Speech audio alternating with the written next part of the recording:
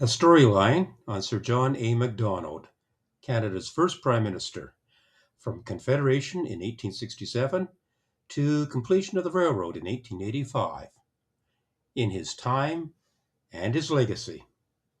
Presented at the Alberta Family History Society Resource Centre by Ian Harvey and Jim Benedict. Chapter 4, Indian Affairs and Residential Schools. Okay, you have there a picture of a traditional residential school. There were some interesting contradictions in some of the material that I searched, but the Indian Act of 1876 made it possible to create the residential schools. And Sir John was not in office at that time. It has been erroneously said that he was the first architect. No, he was out of office because of the Pacific scandal to do with the railroad in late 1873, and he came back in 1878. But that act, as of July 1st, 1883, 3 large residential schools were set up in Western Canada. And in 1884, some of these things are coming to the fore now. 1884, children could be taken from their homes by force. These were some of the kinds of things that took place. There were 44 schools operated by the Catholic Church, 21 by the Anglican Church, 13 by United, and 2 by the Presbyterians. And ultimately, there were 139 federally funded schools, residential schools. There were also provincial schools, but that's outside of the scope of what we're doing here today. So there were 139 schools funded. They were badly funded. The teachers were badly trained and poorly paid. And get this, the government said those schools run by the Catholics, the nuns and priests had taken a vow of poverty, so why worry about paying them much? I mean, that's quite inconceivable, but it happened.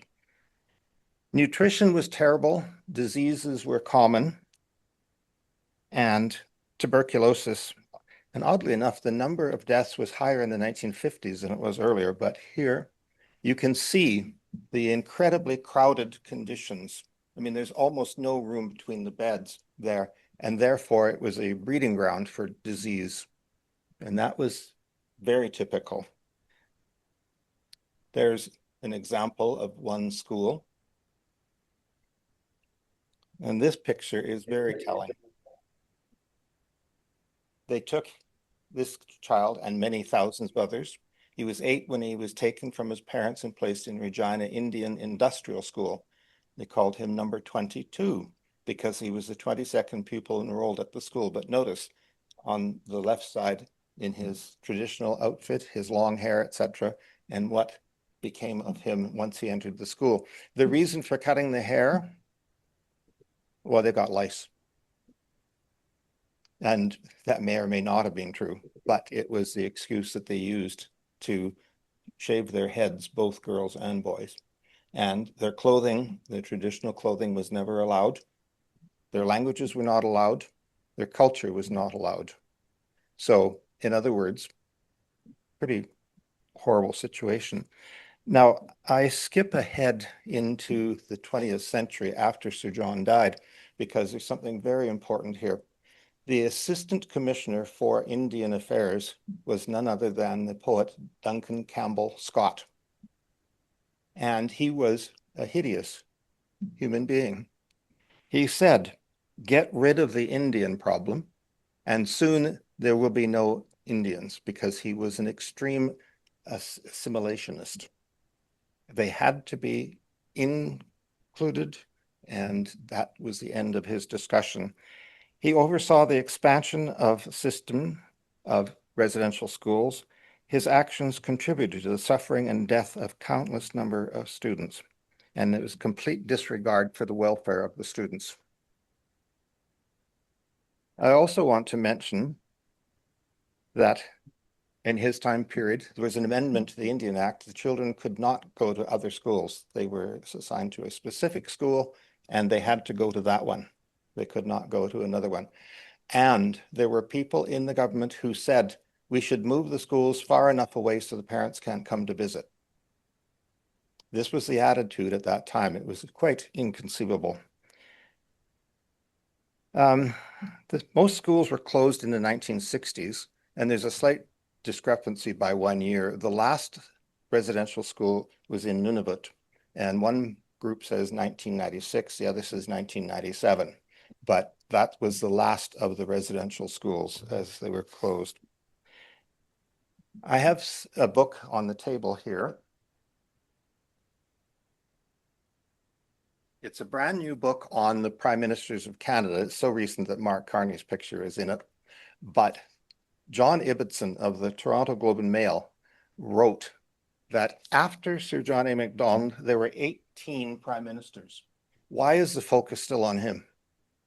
What did people like R.B. Bennett or Borden or Louis Saint Laurent or Mackenzie King, what did they do? We heard nothing. I found no references anywhere to the fact that they were appalled by what was going on in the schools. There was this void, but we're blaming Sir John A. when the others, the 18 of them, certainly probably a dozen of them, did nothing. And by 1900, there were 36 residential schools, and 1930s there were 77, and then the number did increase to 139. Now, I mentioned Duncan Campbell Scott as the Assistant Commissioner for Indian Affairs. In 2023 and this year of 2025, the University of Toronto has de-recognized him. So for English literature classes of Canadian Lit, you won't see his name on their syllabus of what they're teaching. So we have, tear down or change the name of schools and get rid of people who said horrible things. And unfortunately, we didn't get the one interview there, but a Mohawk chief said, you can't destroy the past. You have to know what happened. And unfortunately, there are people who want to change the past. So that is a look. I don't think there was. Yeah, there's the chief of the Mohawks. I'm Chief R. Donald Miracle, the elected chief of the Mohawks of the Bay of Quinte. My Mohawk name is Adarotsariyo, which means good friend, and I'm a member of the Wolf Clan. In the last few years, the government has adopted a policy that there has to be First Nations consultations on things that are of interest to our history or of national importance. And so Parks Canada invited our community to participate in this exercise. Well, it incorporated to some extent, the relationship, what the impacts of Sir John A. Macdonald's policy on the First Nations people. I think it makes it complete when you tell the full story. I don't think, again, that people are asking people to hate anybody because of it. It's just to learn more, and maybe it will contribute toward becoming a more just society. I did ask one of the people of Wilbert Miracle, actually, when they were taking down the statues of Sir John A. Macdonald. I said, what do you think about it, Wilbert? Because he was a resident at the Mohawk Institute Residential School. He was taken when he's a young boy. And he said, I think they should leave it there. But he said people should learn more about the history of Sir John A. Macdonald, the full history. And so I don't think that the elders really advocated destroying anything, but they did insist that Canadians should learn more and should take an interest in learning more.